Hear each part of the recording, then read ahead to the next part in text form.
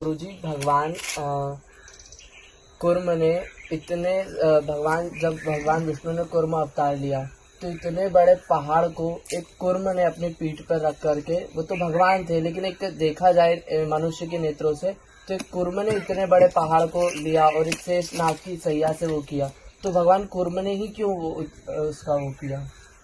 देखिए, अगर आप भगवान शिव के मंदिर में जाएंगे, भगवान शंकर के मंदिर में या भगवान नारायण के मंदिर में जाकर आप दर्शन करेंगे तो शिव जी के सामने जैसे नंदी रहता है वैसे कछुआ भी रहता है जी। कछुआ यह दिखाना चाहता है, कछुए के माध्यम से अगर हम समझें, कुर्म के हिसाब से हम समझें तो जैसे भगवान नारायण कुर्म अवतार धारण कर मंदराचल को अपनी पीठ पर धारण कर लेते हैं, वासुकी नाग से मंथन होता है, सारी इंद्रियों को समेट लेना और सारी इंद्रियों को वापिस छोड़ देना, ये भगवान नारायण उस कुर्म के माध्यम से दिखा रहे हैं। दूसरा प्रसंग ये भगवान दिखाना चाह रहे हैं कि मैं प्रत्येक जीव में हूं और प्रत्येक जलचर हो, थलचर हो, वायुचर हो, अग्नि हो, कुछ भी हो, सब में मैं समाया हूं। एक छोटा सा कुर्म भी बड़े से बड़े विशाल मंदराचल को अपनी पीठ पर रख सकता।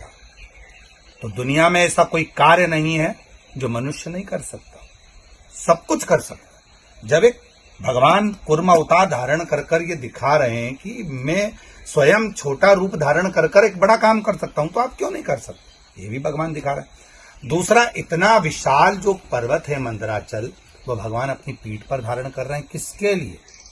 कि संसार सागर का उद्धार हो, ये अमृत प्राप्त हो और जीवों का कल्याण, असुरों का संहार हो जाए सबके।